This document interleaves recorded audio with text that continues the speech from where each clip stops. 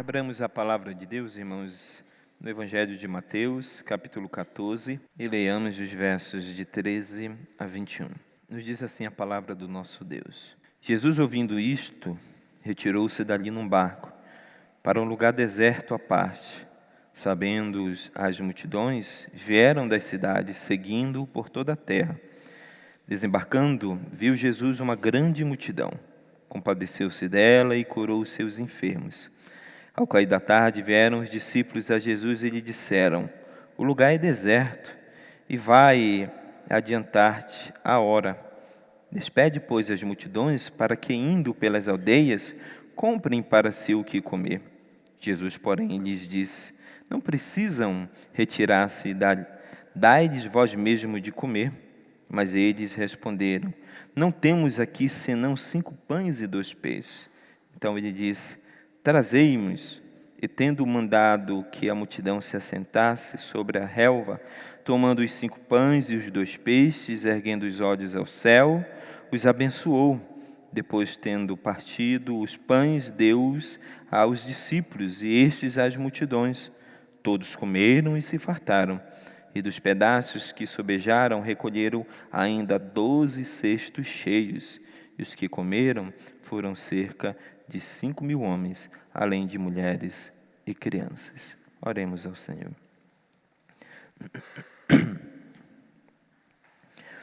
Senhor nosso Deus, o nosso Pai, mais uma vez abrimos a Tua palavra nesse dia que é Teu, para recebermos a Tua instrução, o Teu ensino. Rogamos a Tua graça sobre nossas vidas, que o Teu Espírito Santo ele esteja nos auxiliando com a iluminação, para compreendermos aquilo que o Senhor registrou para a nossa edificação, para a nossa instrução e para o nosso ensino. E que o mesmo Espírito aplique a Tua palavra às nossas vidas, que nos tornemos, ó Deus, ouvintes da Tua palavra e praticantes todos os dias, para que por meio de nossas vidas o Teu nome seja honrado, Teu nome seja glorificado, e assim, por intermédio de nós, levemos a boa nova de salvação aos perdidos que necessitam da Tua salvação. Oramos a Ti em nome de Jesus, rogando e agradecidos por Tuas bênçãos, agora e sempre. Amém. Meu irmão, qual a maior necessidade da sua vida? Seria uma sucedida carreira profissional? Ou, quem sabe, um bom casamento? Ou uma linda, pequena ou grande família? Uma vida saudável?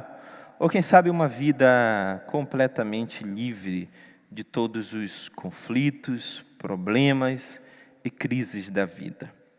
O texto desta manhã nos fala a respeito daquele que é insubstituível para nós, nosso Senhor e Salvador Jesus Cristo, seu imenso poder e sua incomparável compaixão. A verdade central desse texto é que Jesus é poderoso, é compassível e é insubstituível para a nossa salvação.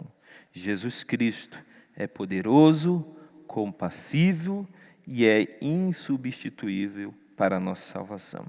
O texto lido nesta manhã, nós veremos nele 3 verdades a respeito de Jesus Cristo.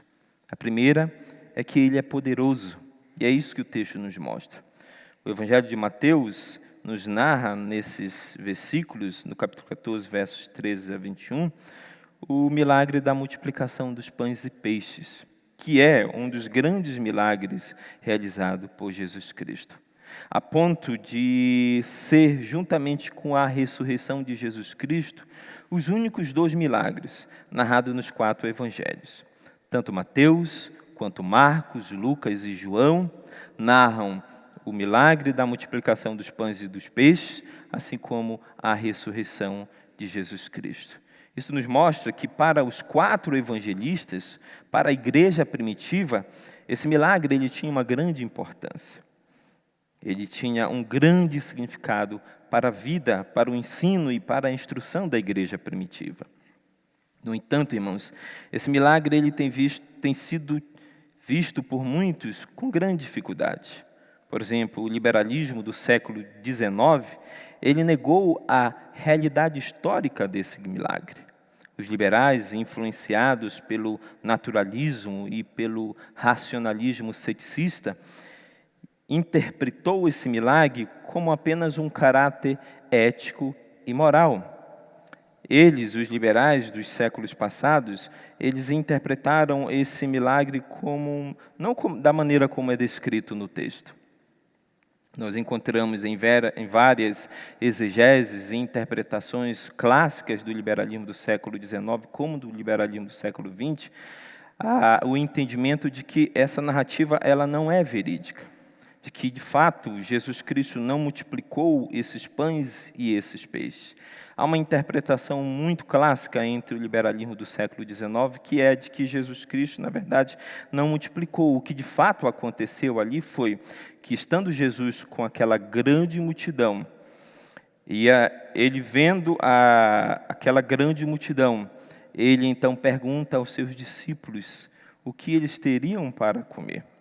Os seus discípulos, então, não tendo o que oferecer, tendo um jovem se adiantado diante de toda a multidão e oferecido os seus pães e os seus peixes para serem distribuídos com aqueles que não tinham, porque alguns tinham um alimento para aquele dia e outros não tinham. E tendo aquele jovem feito essa gentileza de se dispor o seu alimento para ser distribuído com aqueles que não tinham, aquilo comoveu o coração daqueles que tinham e que estavam retraídos em também doar e compartilhar aquilo que tinha. E foi exatamente a partir do exemplo daquele jovem, da gentileza, da bondade de coração, que fez com que aqueles que tinham, eles fossem movidos também a compartilhar com aqueles que não tinham. E assim, dessa feita, se deu a multiplicação dos pães e dos peixes. É lógico que essa interpretação do liberalismo do século XIX ela é completamente equivocada. O que se deu aqui, irmão, foi um grande milagre. Um grande milagre. Eles negam isto por conta do naturalismo, por acreditar que o universo é fechado, de que só o que existe na nossa realidade são as coisas materiais. Eles negam absolutamente o sobrenatural. E aquilo que a Bíblia nos mostra, irmãos, é que o nosso Deus é um Deus poderoso, é um Deus real. As evidências são contrárias ao posicionamento, à interpretação do liberalismo, de que ali não houve um grande milagre, de que o que houve ali foi a atitude de um jovem que levou a grande multidão, à semelhança dele, compartilhar o seu alimento com aqueles que não tinham. Contrariamente a isso, irmãos, negando a posição do liberalismo teológico, negando a posição do liberalismo que nega a existência de um Deus, que nega a existência de um Deus que intervém, de um Deus imanente, de um Deus que criou todas as coisas, de um Deus que age na natureza e que age na história. Contrariando esse pressuposto e essa evidência do liberalismo, nós temos, por exemplo, as evidências científicas do design inteligente, que nos mostra a existência de um Deus, onde o universo foi criado por Ele. Nós temos também evidência filosófica, como, por exemplo, a teoria da primeira causa, onde alguns filósofos do passado argumentaram que o que existe hoje não pode ter existido do nada, que verdadeiramente deve ter havido no passado uma primeira causa para todas as coisas, além da evidência histórica, a história da redenção, a manifestação de Deus em seus atos poderosos em toda a história. O Deus que abriu o Mar Vermelho no passado, o Deus que sustentou o seu povo no deserto, o Deus que enviou o maná, o Deus que fez jorrar água da rocha, o Deus que realizou grandes prodígios e milagres no passado, através dos seus servos, na história e na vida do seu povo. Então nós temos diversas evidências. Nós temos uma evidência científica, a do design inteligente, nós temos uma evidência filosófica, a teoria da primeira causa, e nós temos uma evidência histórica, a própria história da redenção, as intervenções, os atos poderosos de Deus na história, revelando a si mesmo e realizando coisas grandiosas na vida e na história do seu povo. Portanto, diante de todas essas evidências, é insustentável o pressuposto liberal de que não existe o sobrenatural, de que milagres não podem acontecer. Muito pelo contrário, o que nós temos diante de nós, o que aconteceu ali, naquela região, de fato foi um grande milagre. E um milagre realizado por um Deus vivo, por um Deus real, por um Deus que intervém, por um Deus que é poderoso. E realizado através do seu Filho, Jesus Cristo, que é poderoso também, que é criador e sustentador de todas as coisas. O apóstolo Paulo, escrevendo aos Colossenses, lá no capítulo de número 1, versículos 13 a 17, ele diz o seguinte, falando a respeito desse Cristo, que é criador, que é sustentador e que é poderoso. Ele diz: Ele, Cristo, nos libertou do império das trevas e nos transportou para o reino do Filho do seu amor, no qual temos a redenção, a remissão dos pecados. Este é a imagem do Deus invisível, o primogênito de toda a criação, pois nele foram criadas todas as coisas, nos céus e sobre a terra, as invisíveis, as visíveis e as invisíveis, sejam tronos, sejam soberanias, quer principados, quer potestades. Vejam a parte B do versículo 16. Tudo foi criado por meio dele e para ele. Ele é antes de todas as coisas, nele tudo subsiste. O que Paulo apresenta aqui é a convicção cristã de que Cristo Jesus criou todas as coisas. Que lá no princípio estava o Pai, o Filho e o Espírito Santo, criando todas as coisas. Em trindade, dando origem do nada aos céus e à terra. Dando formas àquilo que no princípio era sem forma e vazia. E sabendo, irmãos, pelo testemunho das Escrituras, que Cristo é Deus, esse milagre ele é completamente concebível para nós. O milagre que Cristo realizou, porque isso prova que Ele era verdadeiramente Deus. Então, a primeira verdade que nós aprendemos nesse texto é que Jesus Ele é poderoso. Ele é poderoso. A segunda verdade que nós aprendemos nesse texto a respeito de Cristo é que Ele é compassivo. O texto diz no verso 14 que viu Jesus uma grande multidão, compadeceu-se dela e curou os seus enfermos. Uma das grandes características da vida do ministério de Jesus, irmãos, é a sua vida de inteira compaixão. O ministério de Cristo foi marcado por inteira compaixão. Jesus nunca foi indiferente às pessoas, às suas necessidades, aos seus sofrimentos, às suas lutas. Muito pelo contrário, Jesus sempre demonstrou simpatia, sempre demonstrou compaixão, misericórdia, amor e graça para com os necessitados. É isso que nós encontramos no texto. Jesus, por exemplo, sendo compassivo com a condição física daquele povo. Ele então multiplica os pães, ele sustenta aquelas pessoas com alimento advindo de suas mãos. Nós podemos encontrar também no Evangelho a compaixão de Jesus não somente pela condição física das pessoas, onde Jesus multiplicou pães, onde Jesus curou as pessoas de suas enfermidades. Vejam a parte B do versículo 14, em que diz que Jesus curou daquela multidão, Jesus curou os seus enfermos.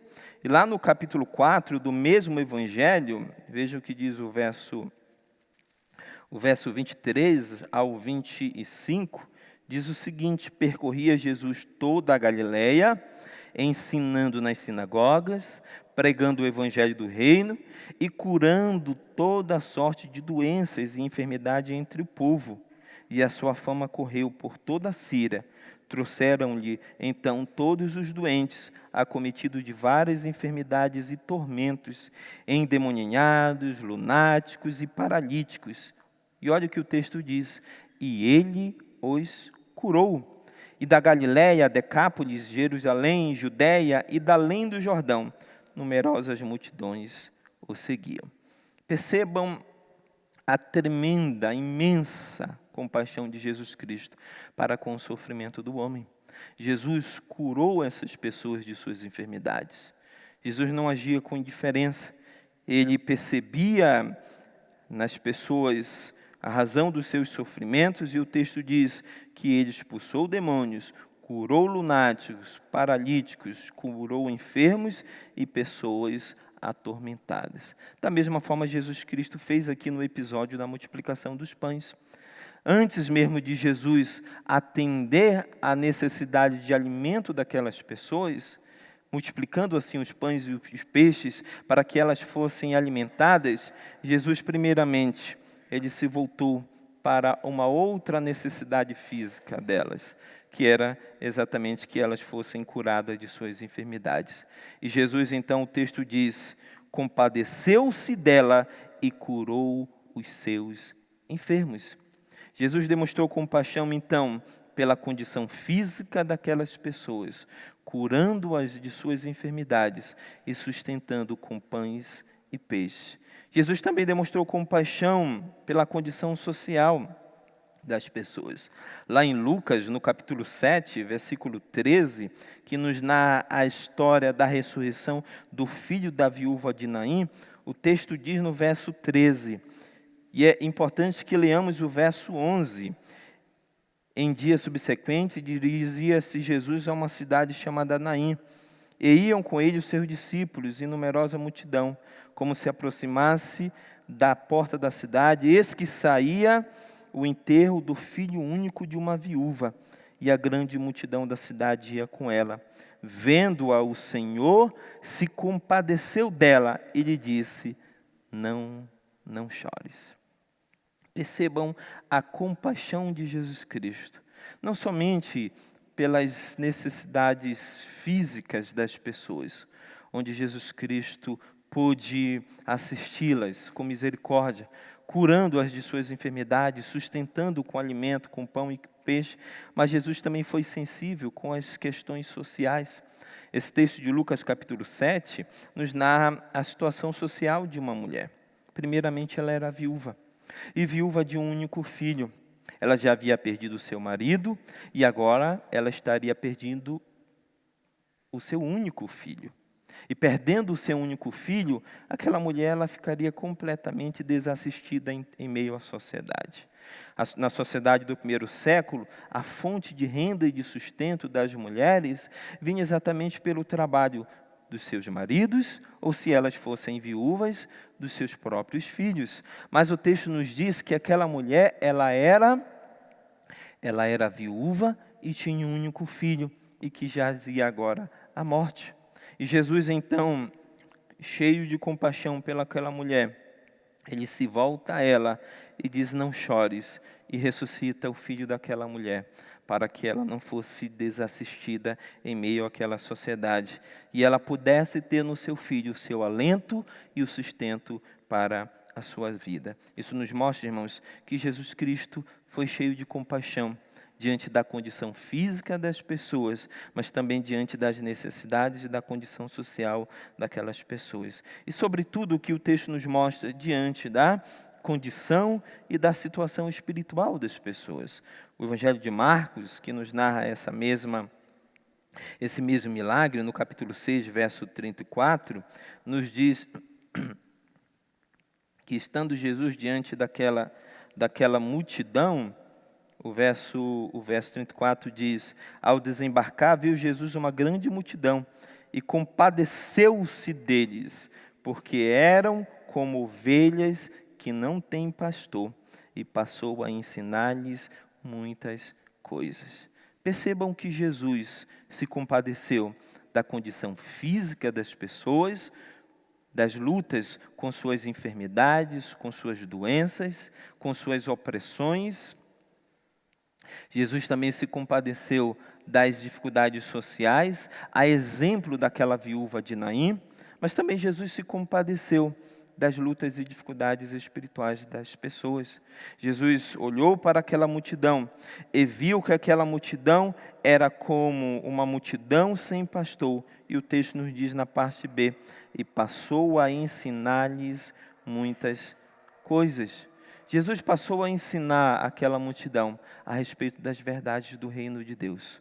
O texto não descreve exatamente qual tenha sido o conteúdo do ensino de Jesus, mas nós podemos inferir com total segurança que Jesus estava falando a respeito do reino de Deus, do reino que havia chegado na sua pessoa, que Jesus estava falando que ele era o Messias prometido, que ele era o cumprimento das profecias, que ele era o próprio Filho de Deus, que ele era a salvação para todos os homens. E percebam que essa compaixão de Jesus Cristo para com a condição física, para com a condição social e para com a condição espiritual daquelas pessoas, ela se dava de maneira independente daquilo que movia as pessoas a buscarem a Jesus. O texto de João, capítulo 6, versos 2 e 26, que também nos narra esse mesmo milagre, João 6, 2, nos diz o seguinte, falando a respeito desse milagre: seguia-o numerosa multidão, porque tinham visto os sinais que ele fazia na cura dos enfermos. O verso 26 também nos diz: respondeu-lhe Jesus: em verdade vos digo, vós que me procurais, não porque viste sinais, mas porque comeste dos pães e vos fartastes. Vejam que aquela multidão, ela procurava Jesus, não porque ele fosse o Filho de Deus, não porque ela cresce que Jesus Cristo era o Messias, não à procura de um alimento espiritual, mas aquela multidão seguia Jesus pelo que Jesus poderia fazer para ela, pelas curas que Jesus Cristo havia realizado, pelos demônios que Jesus Cristo havia expelido, pela multiplicação dos pães e dos peixes que Jesus Cristo havia há pouco feito para ela. Perceba então que, a despeito desses interesses mesquinhos e pequenos daquela multidão, Jesus movia-se de grande compaixão e de misericórdia para com eles, ao ponto de ele então se voltar para aquela multidão e gastar um imenso tempo ensinando aquela multidão a respeito das verdades do reino de Deus, mostrando que ele era o Messias, que ele era o Filho de Deus. E interessante nós percebermos o que é registrado lá no capítulo 15 do Evangelho de Marcos, dos versos 6 a 15, que quando Pilatos esteve com Jesus diante daquele grande julgamento, ele então, sabendo que Jesus era inocente, ele se voltou para a multidão, talvez com a esperança de que aquela multidão pudesse absolver a Jesus Cristo da sua condenação. Ele pergunta à multidão se eles queriam que fosse solto como de costume, a Barrabás ou a Jesus Cristo. E Marcos coloca em bastante ênfase que a multidão gritou: crucifica-o, crucificam. Jesus sabia que aquela multidão, a quem ele havia agido com grande compaixão, aliviando-a dos seus sofrimentos, das suas enfermidades, das suas opressões malignas, aliviando os sofrimentos das pressões sociais, como o caso da viúva de Naim, e aliviando elas das suas angústias espirituais, das suas dificuldades espirituais, onde Jesus se assentou com ela e pôde transmitir a ela o evangelho da salvação, o anúncio de que ele era o Messias, mesmo sabendo que aquela multidão mais adiante negaria ele, rejeitaria ele e pediria que ele fosse crucificado. Jesus demonstrou grande compaixão e misericórdia para com eles. Então nós podemos observar nesse texto, irmãos, três verdades a respeito de Jesus Cristo. A primeira é que ele é poderoso, a segunda é que ele é compassivo, e a terceira e última é que ele é insubstituível para a nossa salvação. É isso que nos mostra esse texto. Aliás, esse texto da multiplicação dos pães e dos peixes, ele só pode ser melhor compreendido para nós dentro de um contexto maior, do contexto, por exemplo, que é apresentado por João, lá no seu Evangelho, no capítulo de número 6, onde João também descreve o mesmo milagre. E aquele grande milagre foi a oportunidade para Jesus transmitir àquela grande multidão uma grande verdade. A multiplicação dos pães e dos peixes continha em si o anúncio, o ensino de uma outra realidade, muito maior que aquela. A realidade de que Jesus Cristo é o pão da vida.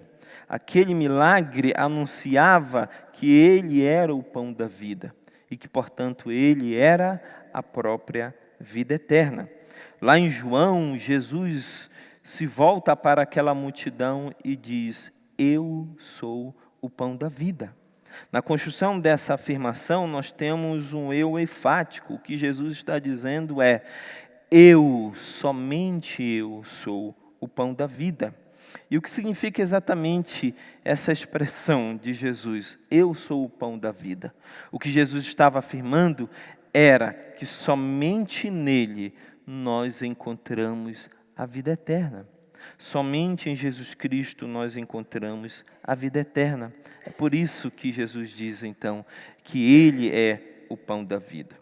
E nós devemos levar em consideração, irmãos, diante dessa verdade anunciada por Jesus Cristo, de que Ele é o pão da vida, nós devemos levar em consideração a condição em que todos os homens se encontram.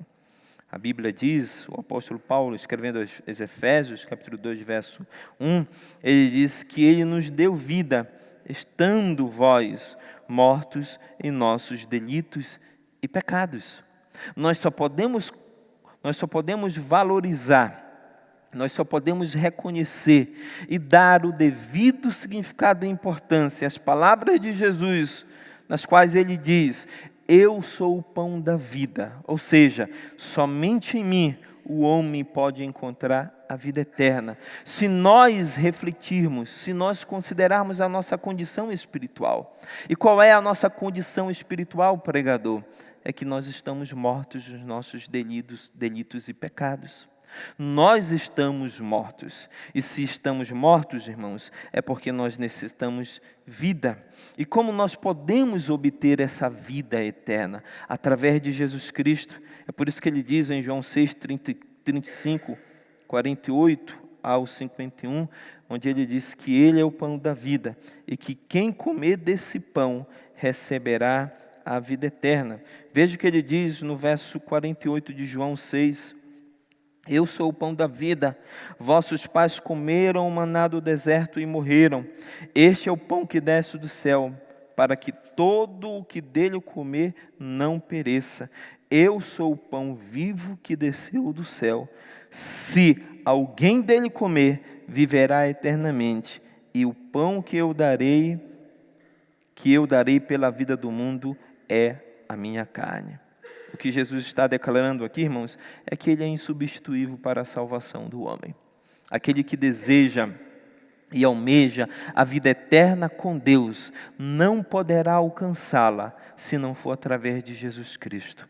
O homem, aliás, todo homem, toda a humanidade que se encontra morta por causa dos seus delitos e pecados, e nos seus delitos e pecados, só pode alcançar a vida eterna através de Jesus Cristo. Jesus Cristo é o único canal, é aquele que faz a ponte entre a condição do homem, morto em seus delitos e pecados, e aquilo que o homem necessita, que é a vida eterna. Mas como então, irmãos, como nos alimentarmos desse pão?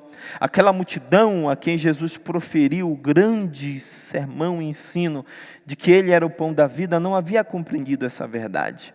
Quando Jesus fala de que Ele era o pão da vida, eles entenderam de maneira literal que para receber a vida eterna, eles precisariam comer a carne e o sangue de Jesus Cristo. E Jesus deixa muito claro o que significa alimentar-se dele. O que significa comer desse pão.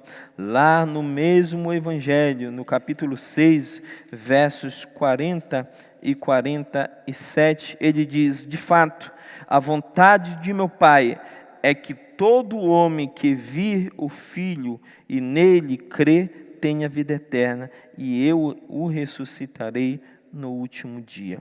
No verso 47 também Jesus diz: em verdade vos digo, quem crê em mim tem a vida eterna.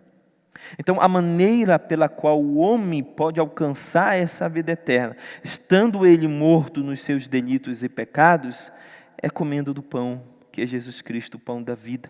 Mas comer do pão significa exatamente o que nas palavras de Jesus Cristo? Crer nele como um filho de Deus, crendo que ele é o Filho de Deus, aquele que veio a esse mundo nos reconciliar com Deus e através da sua vida pagar o preço pelo perdão dos nossos pecados.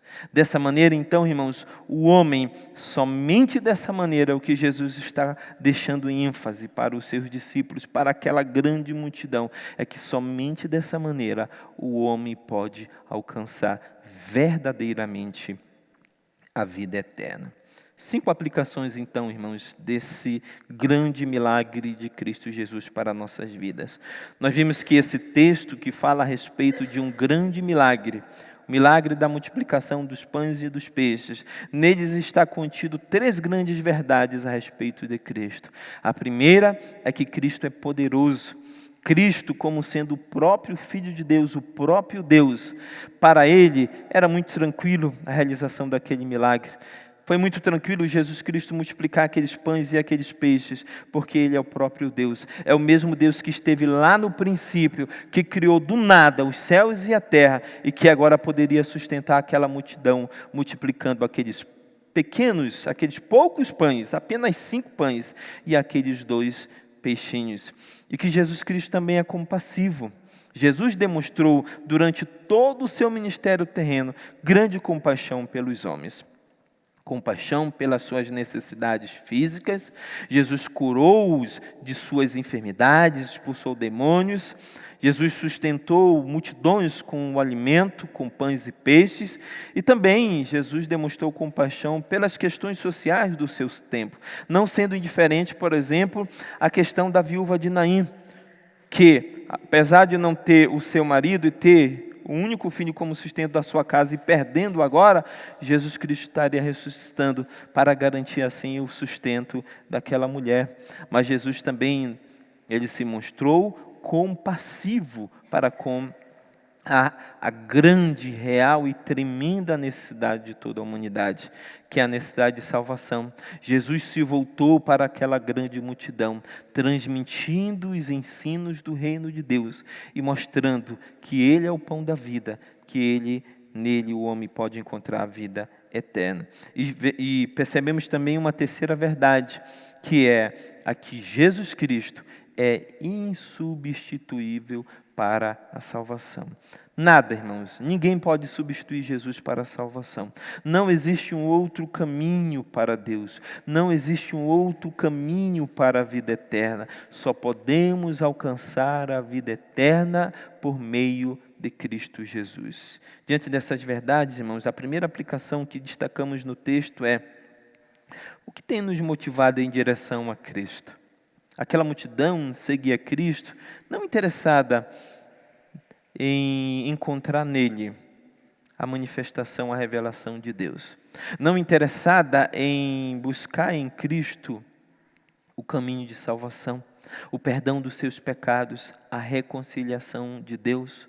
Não porque via em Cristo o cumprimento das profecias do Antigo Testamento que anunciavam a vinda do Messias, mas aquela multidão seguia Cristo, unicamente interessada pelos milagres que Cristo fazia e realizava, pelo sustento que Cristo provia a elas, dando alimento como pães e peixes. E nós seguimos a Cristo por qual interesse, por qual motivação? Será assim a maneira daqueles que buscam a Cristo nas igrejas chamadas da prosperidade, onde muitas pessoas buscam a Deus, estão na igreja apenas interessadas em dinheiro, enriquecer-se nas coisas dessa terra, na riqueza, no poder, na fama, na glória, na realização profissional, em ganhar muito dinheiro, em se tornar próspero, rico, o que tem nos motivado a seguir e a buscar Jesus Cristo? Nós devemos parar e fazer essa pergunta a nós mesmos. Segunda aplicação, Jesus Cristo é cheio de compaixão e misericórdia e graça, irmãos. Ele se manifestou assim diante dos homens. Jesus nunca foi indiferente ao sofrimento humano. Muito pelo contrário, ele manifestou em todos os sentidos a sua compaixão para com todas as lutas, dificuldades e angústias do coração do homem, curando-os de suas enfermidades, expulsando o demônio e sustentando com alimento que vem do céu. Da mesma forma, irmãos, Jesus não nos deixará desamparados. Jesus é conosco. Ele se encheu de compaixão, graça e misericórdia por aquela grande multidão que mais adiante o rejeitaria, gritando em alta e viva voz, dizendo: crucifica-o, quanto mais nós que somos filhos de Deus. Não se encherá Ele muito mais de compaixão, misericórdia e graça em nossas lutas e em nossos sofrimentos? Então, quando nós estivermos em dificuldade, irmãos, nos voltemos para Ele, porque Ele sim é cheio de compaixão, de graça e de misericórdia. Terceira aplicação é que a semelhança de Cristo, irmãos, nós devemos também ser cheios de compaixão e misericórdia. Como bons discípulos de Jesus Cristo, nós devemos manifestar em nossas vidas compaixão, graça e misericórdia para com todos os aflitos e necessitados, para com aqueles que caminham sem Cristo em direção a morte eterna, a condenação eterna, nos movermos de compaixão não apenas pelas necessidades físicas, pelas questões e dificuldades sociais dos homens, mas sobretudo pela sua condição espiritual, sabendo que o homem sem Cristo, ele caminha em direção ao inferno, em direção à morte e à condenação eterna. Penúltima aplicação, irmãos, devemos crer nas palavras e promessas de Jesus Cristo. Nós devemos crer nas palavras e promessas de Jesus Cristo. Os discípulos tiveram dificuldade em ouvir nem tanto, mas em entender e atender às palavras de Jesus Cristo. Quando Jesus disse a eles que eles alimentassem a multidão, eles interrogam então os discípulos, perguntando como eles fariam aquilo, já que eles não tinham tanto dinheiro para comprar alimento para 5.000 pessoas, tirando mulheres e crianças. Jesus então testou a fé daqueles discípulos. Um dos evangelistas deixa isso muito em ênfase, que Jesus se direcionou a eles, ordenando a que eles alimentassem a multidão para testar a fé e a confiança neles, para ver se eles realmente criam que Jesus era capaz de sustentar aquela grande multidão. Nós, da mesma forma, irmãos, nós devemos descansar nas palavras e nas promessas de Jesus Cristo, onde Ele disse que não nos deixaria só, que nós não estaríamos só neste mundo, mas que Ele estaria conosco, onde Ele nos diz na sua palavra que Ele nos sustentará em Cristo Jesus, que Deus em Cristo Jesus sustentará a todos nós em todas as nossas necessidades, e onde também Ele diz na sua palavra que assim como Ele subiu ao céu, um dia Ele voltará para nos buscar. E nós, enquanto discípulos dEle, de Cristo, nós devemos descansar nas suas palavras e nas suas promessas. Quinta e última aplicação: crê em Jesus Cristo, arrependa-se de seus pecados e receba a vida eterna. Não existe outra forma de um homem receber a vida eterna. A vida eterna só pode ser alcançada através de Cristo. E para que o homem receba essa vida eterna, ele necessita, primeiramente, reconhecer a sua condição espiritual, reconhecer que ele está morto espiritualmente, separado de Deus, morto nos seus pecados, se arrepender dos seus pecados, olhar para Cristo, crer nele como o meio para a sua salvação, o caminho de salvação, e assim então receber e desfrutar da vida eterna. Você que ouve a palavra de Deus, não perca essa oportunidade No começo nós perguntamos qual a sua maior necessidade.